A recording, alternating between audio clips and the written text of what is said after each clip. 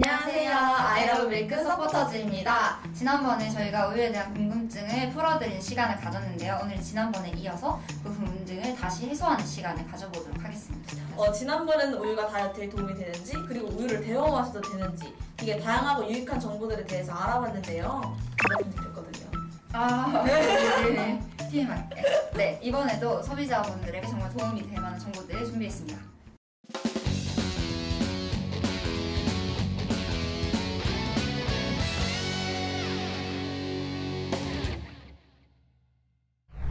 매운 음식을 먹을 때 우유를 마시면 도움이 된다는데 사실인가요? 네, 우유에는 카제인이라는 성분이 있는데요. 그거 치즈 만들 때 쓰는 성분 아니에요? 네, 맞아요. 이게 매운 맛을 주는 캡사이신과 결합을 하게 되면 매운맛을 중화시키는 데 큰 도움을 준다고 합니다. 그러면 매운 떡볶이 같은 거 먹을 때 쿨피스 같은 음료수 마시잖아요. 이것도 도움이 되는 걸까요? 맞아요. 쿨피스 도움 되죠. 저도 먹었을 때 되게 도움 됐는데요. 캡사이신은 이제 지방이랑 단백질 그리고 설탕이 반응하기 때문이에요. 이왕이면 영양소가 많은 우유랑 마시는 게 좋겠죠. 우유 홍보대사. 아이러브 밀크 서포터즈입니다. 그리고 한 가지 더. 그 따뜻한 우유가 매운맛을 중화시키는 데는 더 도움이 된다고 하네요. 우유는 유통기한이 지나고 언제까지 마셔도 될까요? 이거 되게 많이들 궁금해 하시는데 혹시 유통기한 지나고 드셔본 적 있으세요? 네, 가끔씩 마시죠. 저는 마셔도 된다던데 혹시 문제 있나요? 일부러 마시시는 거지. 괜찮던데? 근데 맞아요. 유통기한 지나가 마셔도 돼요.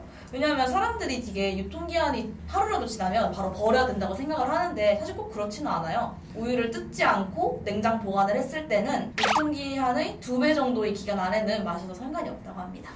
그러면 언제까지 마셔야 되는지 뭔가 알 수 있는 방법이 있나요?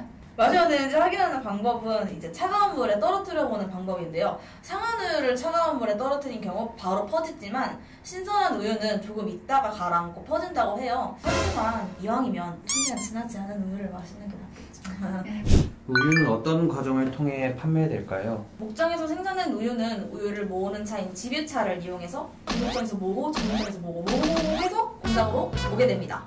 그럼 그 다음은요? 뭐 할까요? 그냥 포장해서 팔면 되지 않나? 되겠어요. 생각 좀 해보세요. 생각을. 공사를 먼저 해야죠. 목장에서 가져온 우유에 안 좋은 것이 섞여 있는지 철저한 검사를 한 후에 우유 저장 탱크로 옮겨지게 됩니다. 그 이후 균질, 가열, 살균 등의 단계를 거쳐서 다시 포장해서 마트로 오게 됩니다. 되게 복잡하네요. 당연하죠. 합격한 우유만이 소비자들에게 판매될 수 있다는 사실. 고정하시고요. 우유가 얼마나 안전한지 알았으니까 이제 넘어가시죠. 인터넷을 보면 근력 운동 후에 우유를 마시는 게 좋다고 하는데 사실인가요? 나 이거 완전 궁금했는데. 근데 평상시에 근력 운동 하세요? 아니요. 근데 왜 궁금하세요? 그래서 도움이 되냐고요, 안 되냐고요? 근데 도움이 됩니다. 네, 실제로. 근력 운동 후에 우유를 2잔 정도 마시면 근육량은 높아지고 지방은 적어진다고 하는데요. 우유에 들어있는 단백질이 근육 형성을 하는데 도움을 준다고 합니다. 그래서 우유 많이 드시면 좋을 것 같아요. 그럼 근육 형성에 도움이 되는 거 말고 다른 이유도 있나요? 네, 운동 후에 우유를 마시는 게 포만감에도 도움을 주는데 혹시 군것질 좋아하시죠? 하면 군것질이죠. 가져없이 없어요. 그러니까 이런 불필요한 군것질을 줄여주는데 도움이 된다고 합니다. 그래서 근력 운동 후에 우유 1잔 정도 마시는 거는 근육 형성에도 도움이 되고 이제 불필요한 군것질 안 하게 해주니까 지방이 적어지는 데 도움이 되니까 정말 좋다고 할 수 있겠죠? 일장.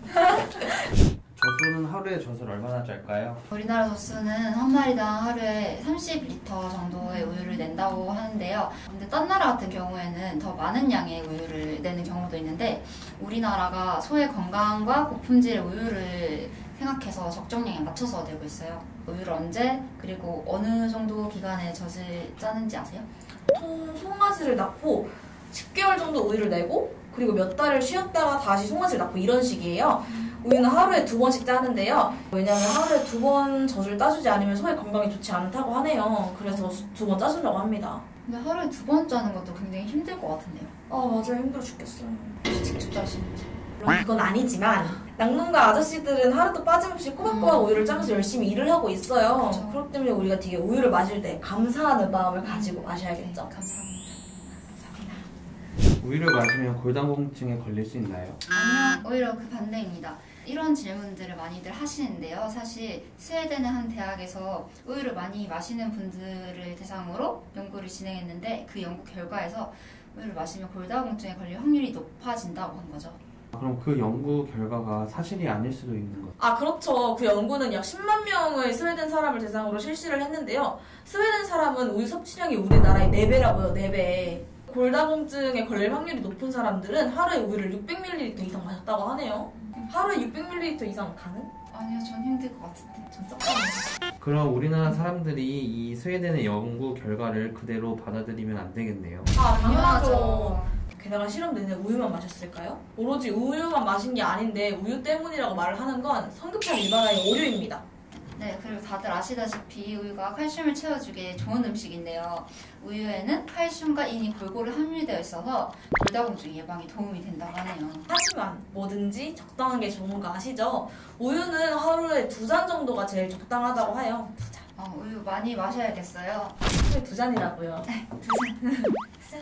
저는 아까 말씀하셨듯이 유통기한이 지난 우유를 확인하는 방법이 정말 신기하고 유익했는데 유진 씨는 어떠셨어요? 저는 이제 맨날 유통기한이 지났다고 해서 우유를 다 버렸었는데 앞으로는 좀 무턱대고 버리지 말고 선물에도 끌고서 그래서 우리 주변에 우유에 대한 잘못된 정보를 알고 계시는 소비자분들도 있으신데요. 이제 이 기회를 통해서 우유에 대한 궁금증도 해소하고 올바른 정보를 알아가시는 기회가 되기를 바라겠습니다.